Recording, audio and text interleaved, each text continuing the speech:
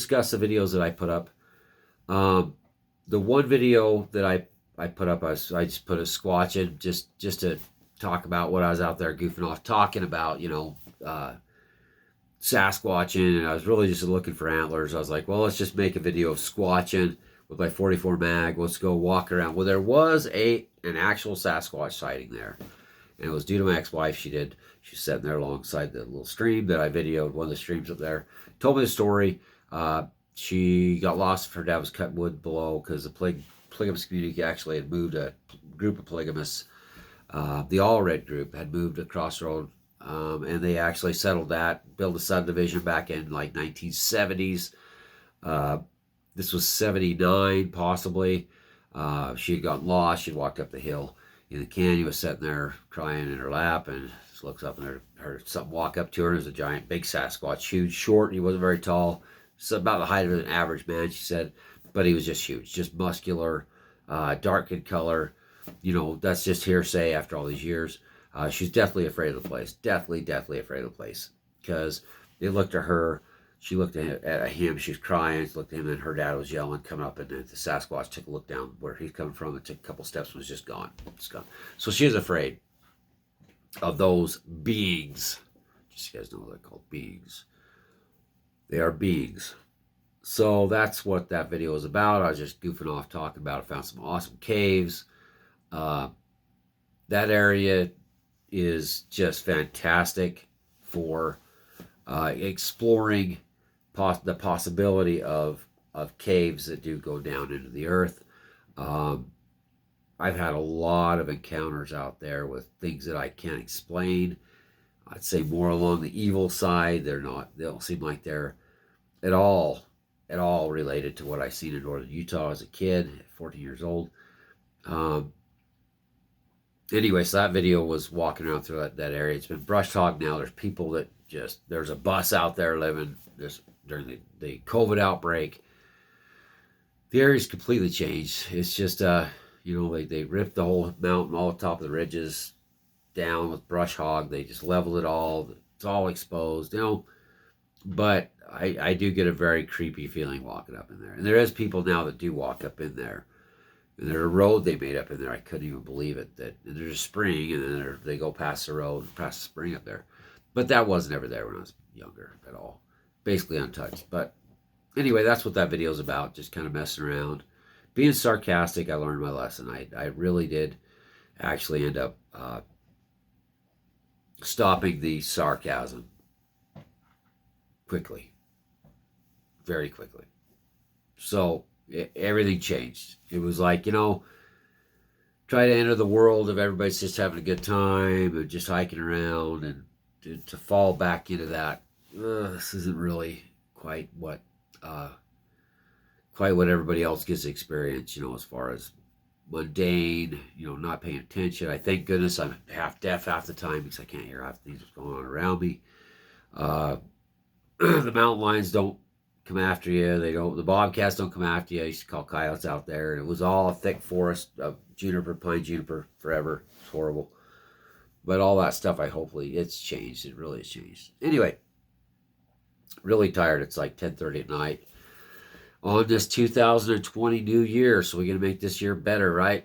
That's what I told myself in the beginning. I said, I'm going to try to make this year better than last, because 2021, I did try to start a lot of my platforms without success. Facebook, and I tried doing the Facebook, I did the YouTube, and YouTube just shut me down. It was just really hard to get any traction. And then I had somebody take one of my names similar. They took one of my outdoor channel names.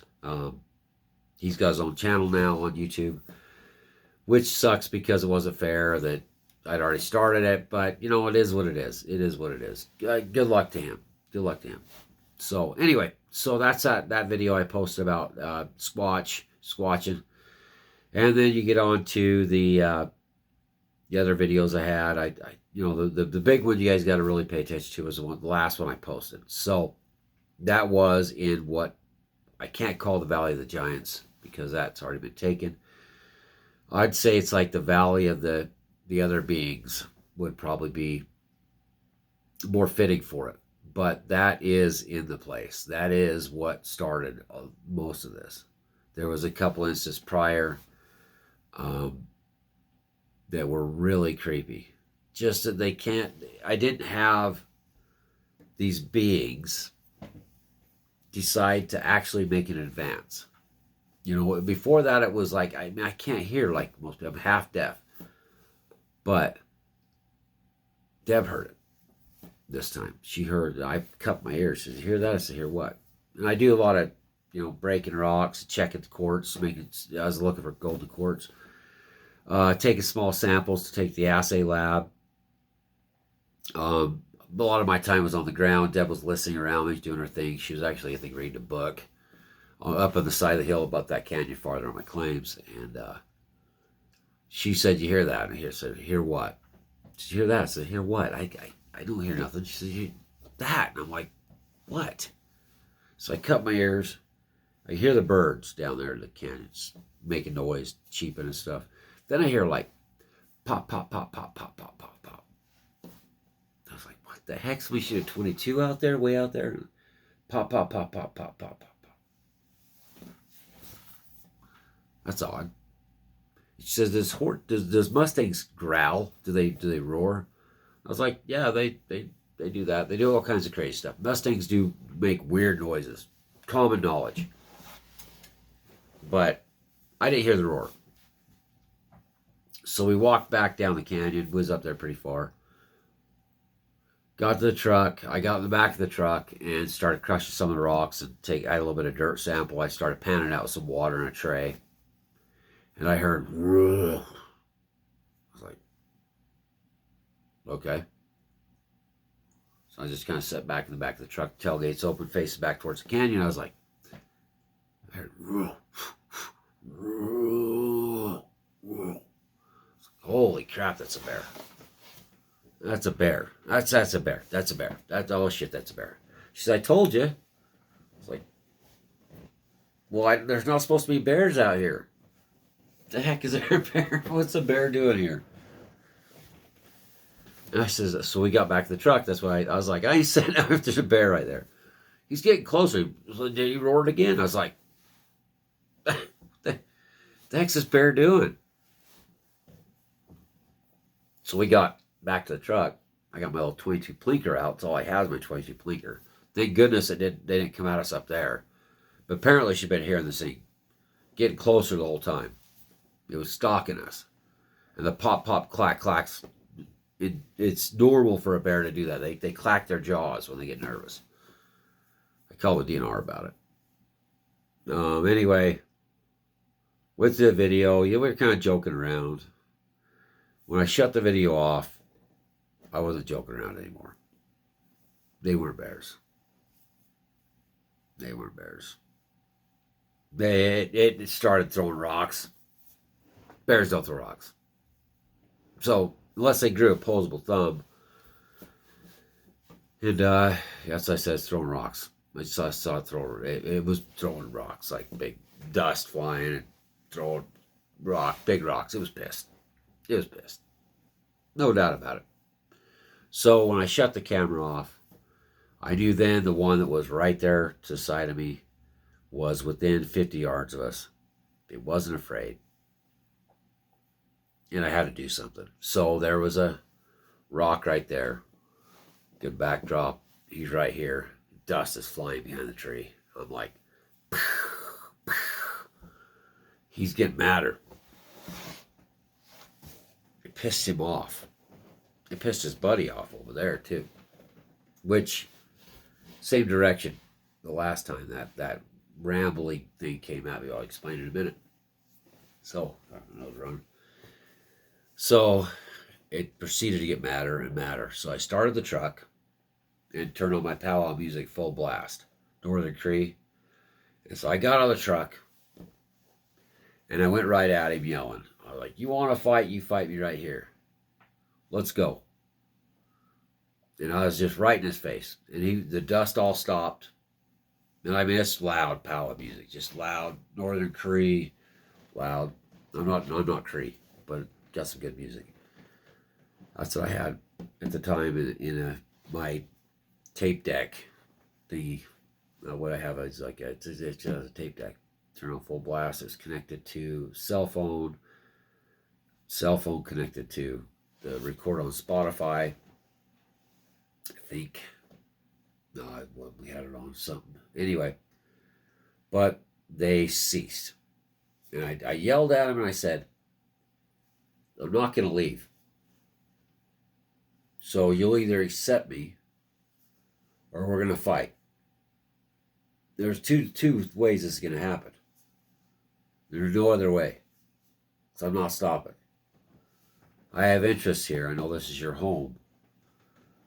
But I'm not going to back down. This is something I was given as a gift too, to come here. I was led here. So if you want to fight, we can fight. So I stood tall, walked back to the truck, my back to him. I couldn't hear nothing because the stereo's so loud.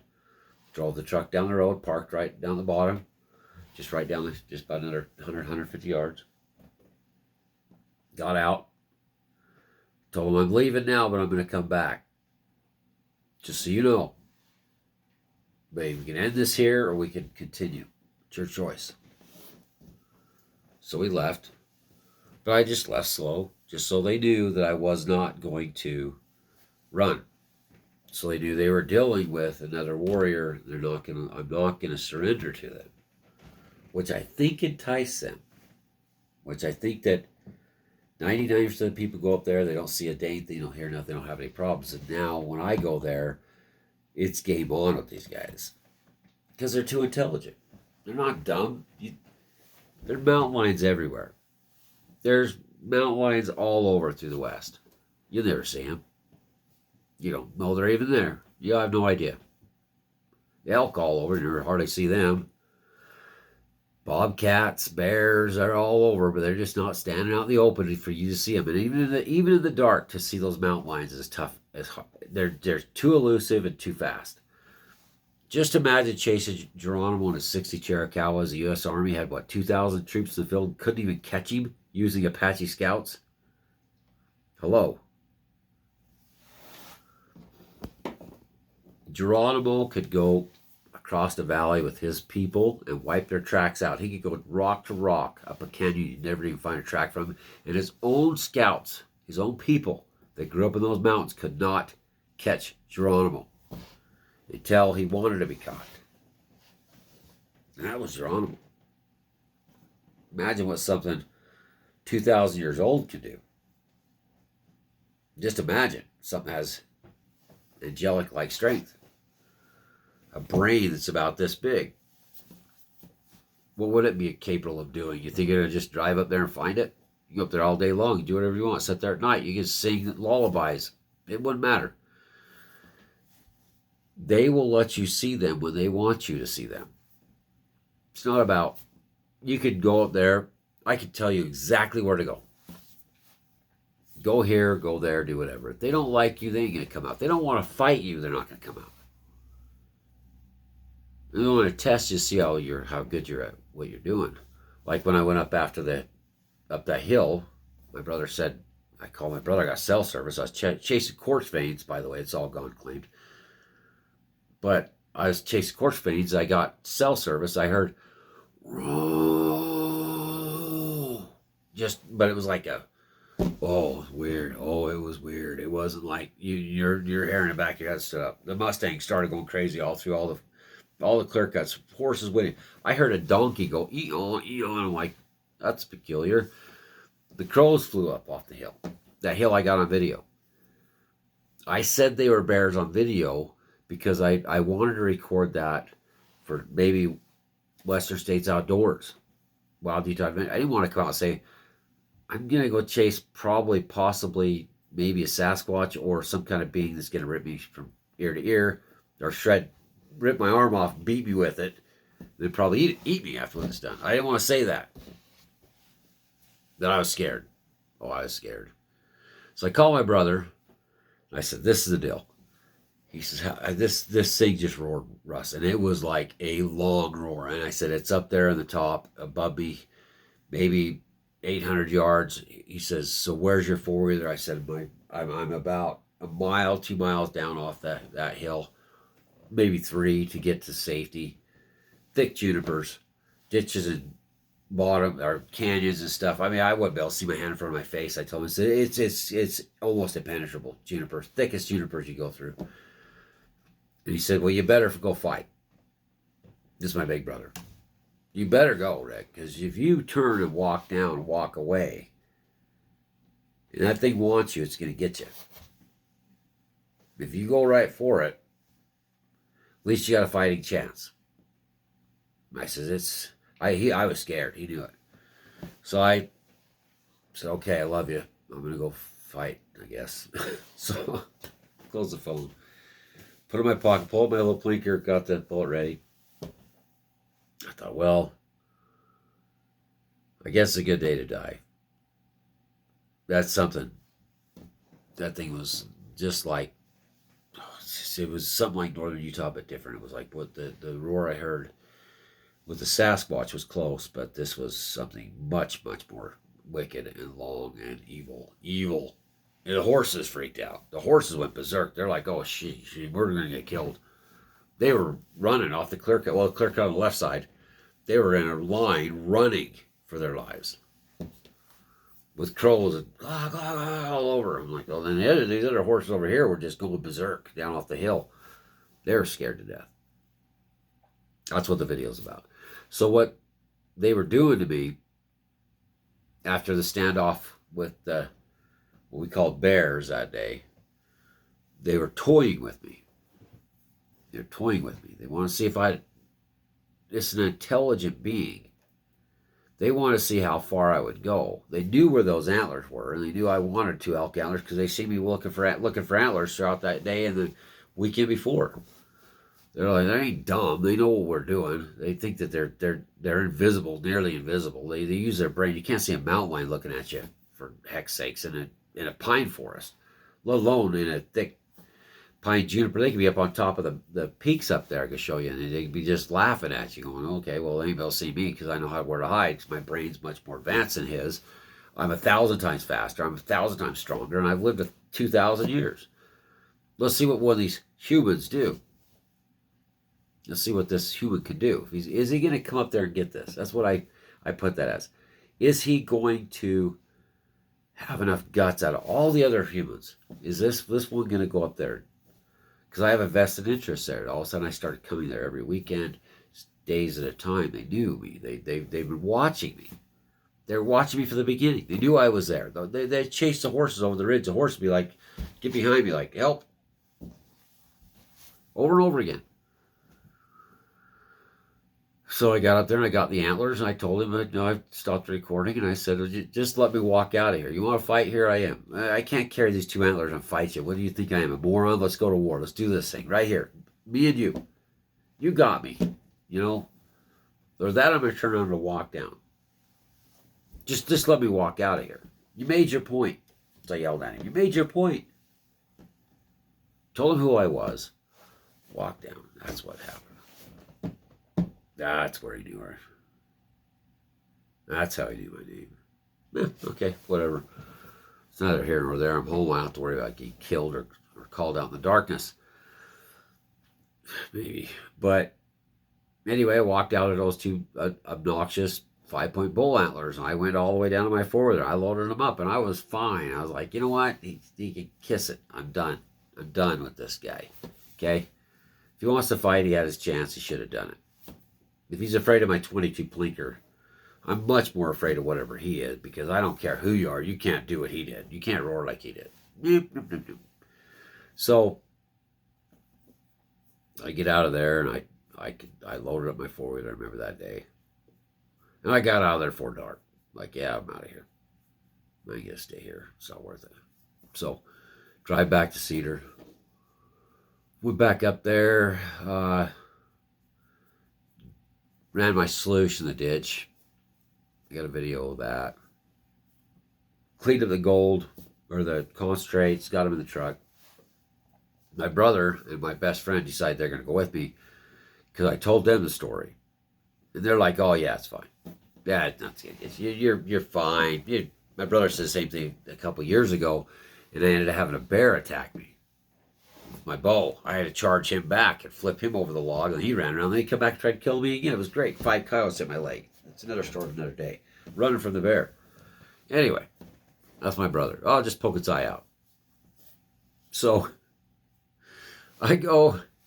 They come with me. I set the sluice up in the ditch. I'm working the sluice, and they're like, "Oh, we're gonna help you," and then they take off.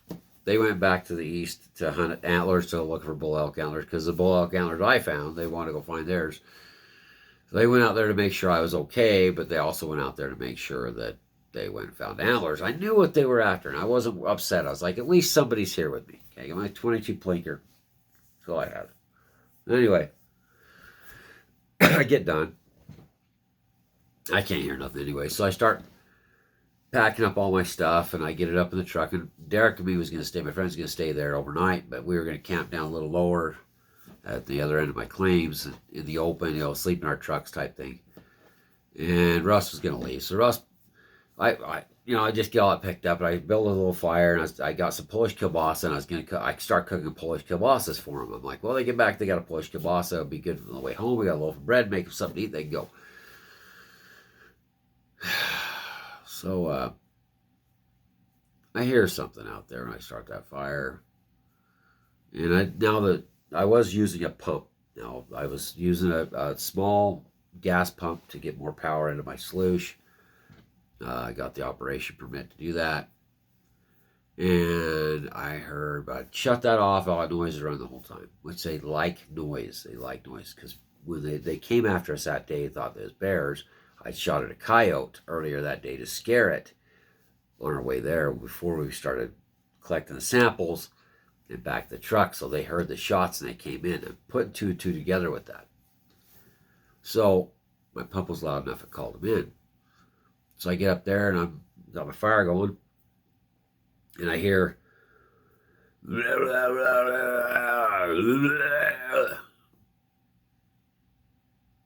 right there on that hill where on the video you can see we're talking about the one bear was making it, calling at us or roaring at us. And it was just right at dark, and I snapped 2 pictures like this, click, so I could maybe catch whatever it is, because it's just right at dusk. Catch what it is. I was like, gosh, that was like a dying sheep. So I get real quiet, and I cut my ears, and I'm like, and it's like doing the same thing, just gibberish. And I'm like, what in the heck is that? So I'm like, okay, well, we're gonna play a game here. Here we go again. So I take the safety off my 6 revolver, the cheap one has a safety that flips back and forth. Kick that off. Make sure I got a bullet in it. And I sit there. And it's this weird noise like a dying sheep, but trying to talk. And I'm all, what the hell is that? Russ and Derek's still gone. And I hear, Rick. We'll probably explain this on the other video. And it was just like it was like dramatic Rick. It wasn't like Rick or Rick. It was like Rick. And I just kept going. But I realized now I wasn't dumb enough to leave that fire.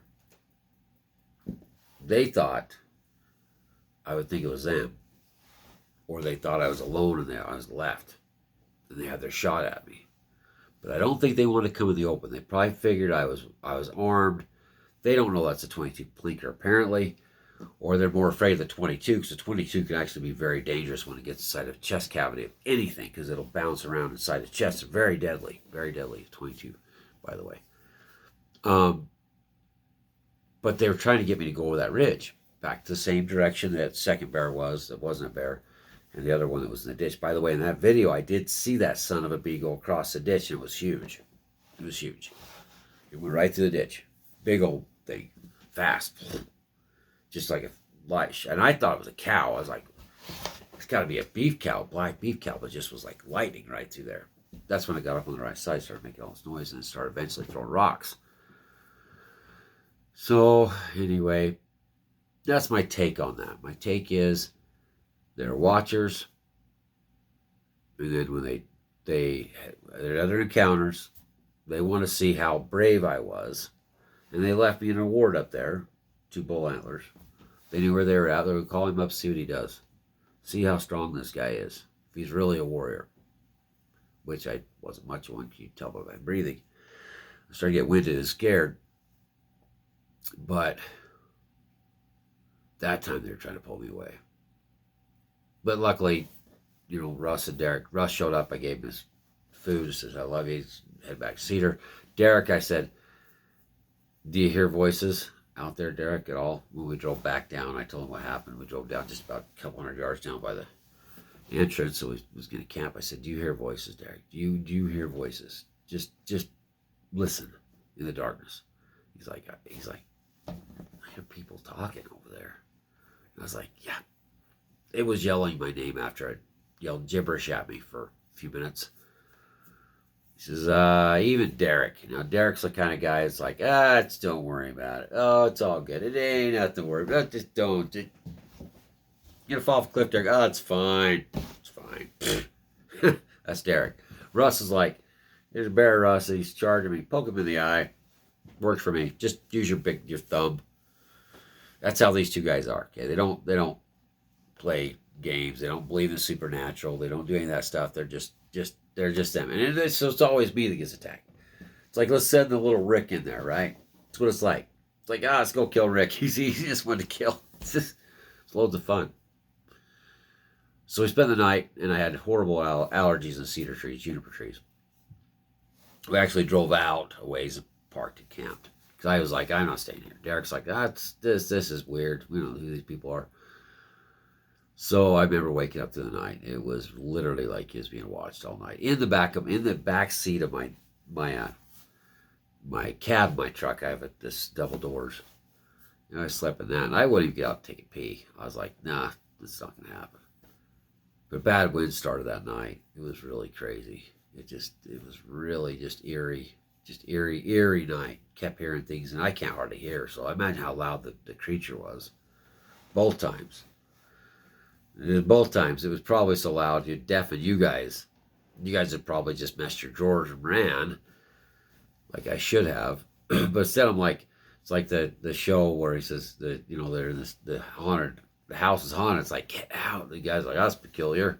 That's what I was doing with Deb that day. I was like, oh, that's peculiar. Now it's like I don't mess around. It's they're ready to fight. As soon as they start their bull crap, it's time to fight. Because I don't know what they're thinking. Because these things are way, way too smart. They're not. Bears are smart, but these things are way smarter than that. So, yeah. Anybody doesn't believe in it, all I can say to you is you don't know because you have never been there. You'll never know until you're there. You'll never know.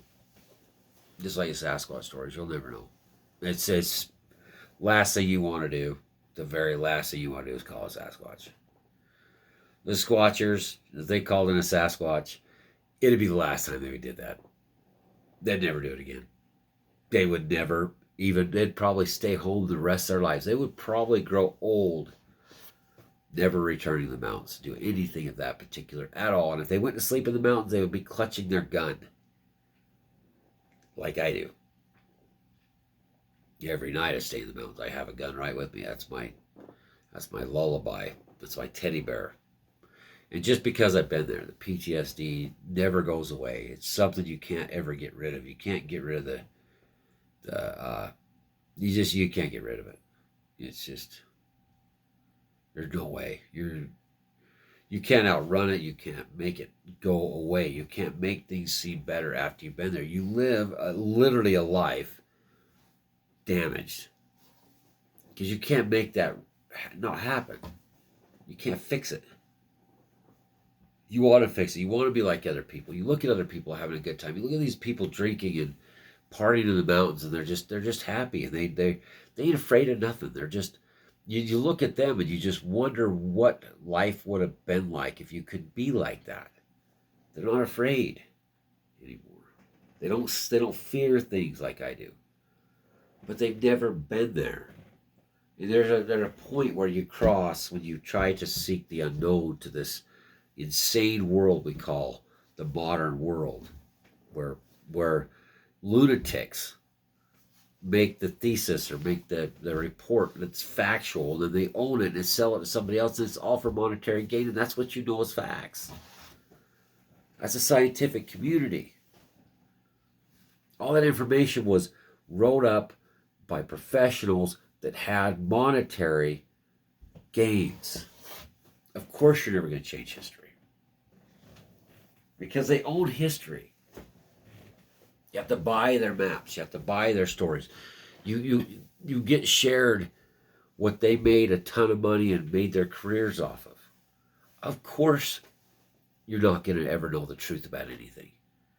You're cheating yourself by thinking these people that are driven by squeezing a dime out of a turd.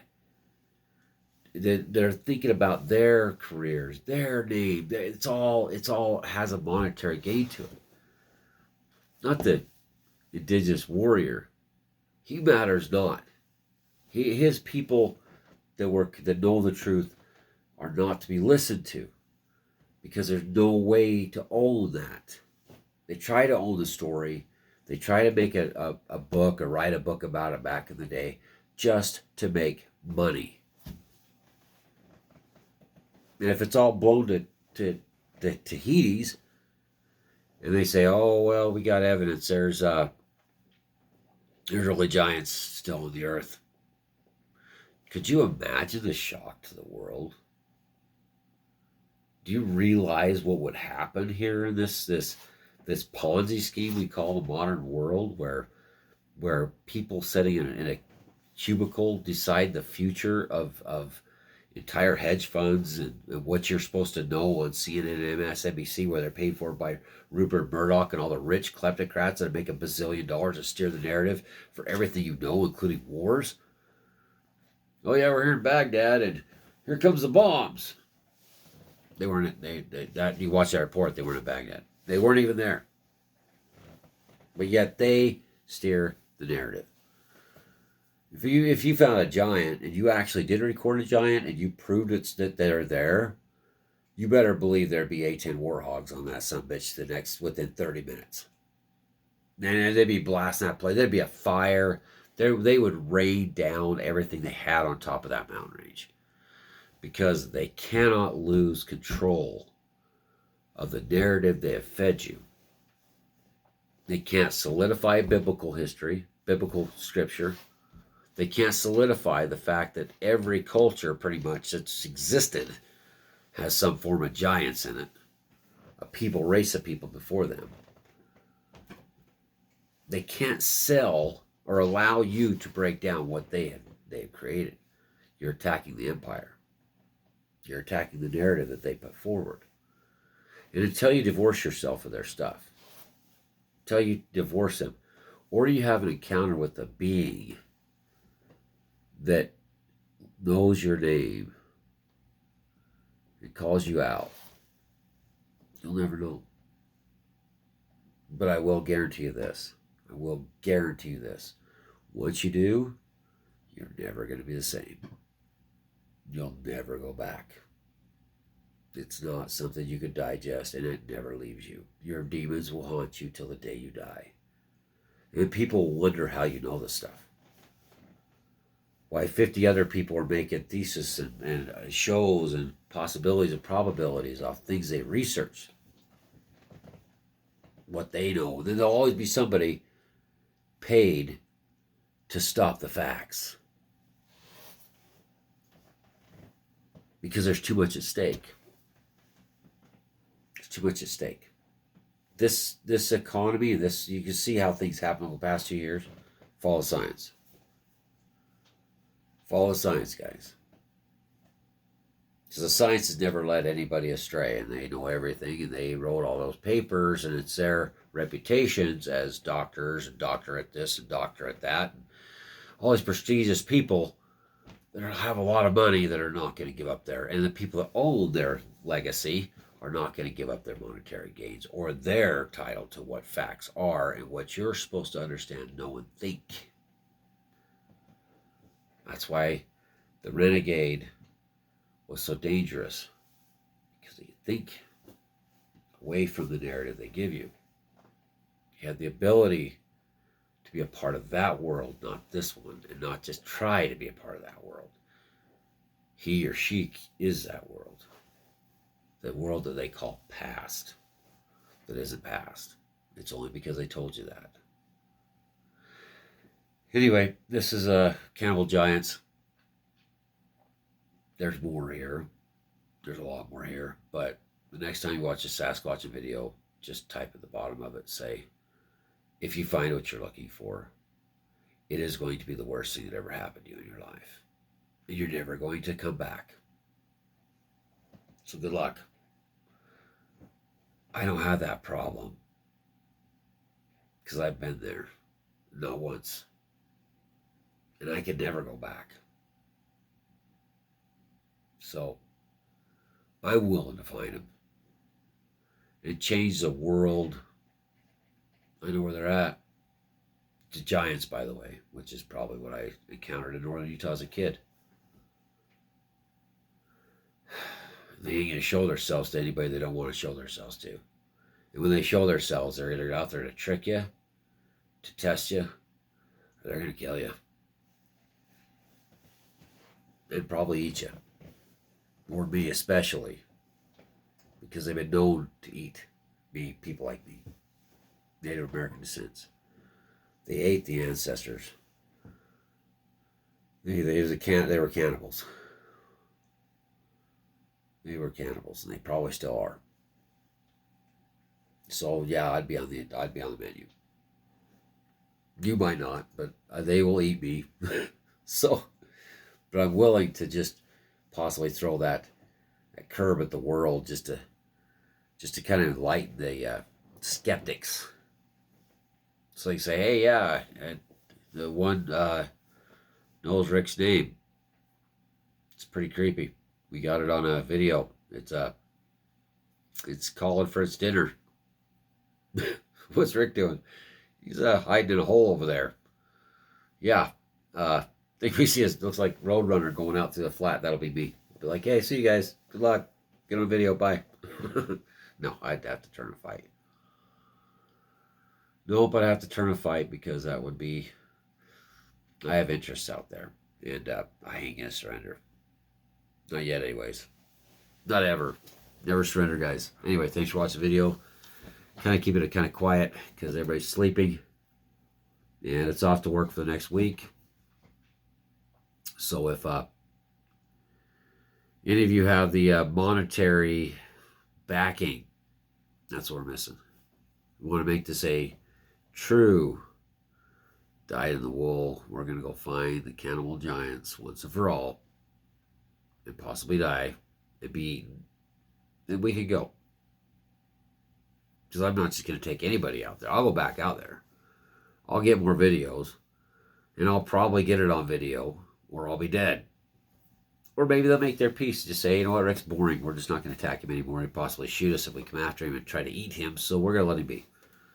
Maybe they all died. Maybe they moved off. Maybe they left the area due to the horrendous drought the past 3 years. Maybe they just decided to go back to the heavens. Maybe they packed up their stuff and jumped on their starships and went bye-bye. And now you say, oh, it's all good, all clear now, Rick. Just go do your thing and enjoy all the enrichment of all the people that have found that place, that have moved here by the bazillions, and now they're razors and four-wheelers and hikers and bikers and joggers and weird people all over the place eating granola bars, sticks in their hair. And it's all yours. Who knows? Who knows how it's going to go? Because I did not go out there last year because I was just done. I was just done. I can't keep tempted fate, but I had to let my resource settle for a year. And this year I'm going to go back out there and start doing more prospecting again. I have to go back. I can't continually live life like this. I have to be able to be financially secure enough to hunt buffalo again. I got to be financially secure enough to buy a place that I can hunt buffalo. I want to buy a place I can be free. That's all I want. I'd hand the gold over to everybody. I'd hand the riches. I'd find the giant, probably play David and Goliath with him, hand it over to the rich guys and say, hey, just buy me a big valley and let me and my family disappear with our teepees into it. We'll hunt buffalo and fish. That's all I really want. But whatever, it's neither here nor there, right? We don't choose this life. It's pretty much chose for us. I'll quit rambling. I'm tired. I made the longest video, but it was literally, it drained me to talk about it. It drained me so bad. I just can't. I can't do it. I don't want to do it. I don't want to talk about it anymore. It makes me sick. Maybe I'll do it another day. Watch Bone Tomahawk. With the half Sioux guy, the only part a Native American had in it, he's in a suit like mine. They ask him about it. I said, what are they? And he says, can we defeat him? And he says, you could defeat him if there's 100 of you against one. My uncle called me or texted me, said, you need to watch Bone Tomahawk after this. Last time, he said, I was like, whoa. That was pretty scary. That's where I started the Cannibal Giants thing. That's why I started realizing they're possibly giants, they're possibly cannibals. And they're probably toying with their food. Anyway, you guys have a great night.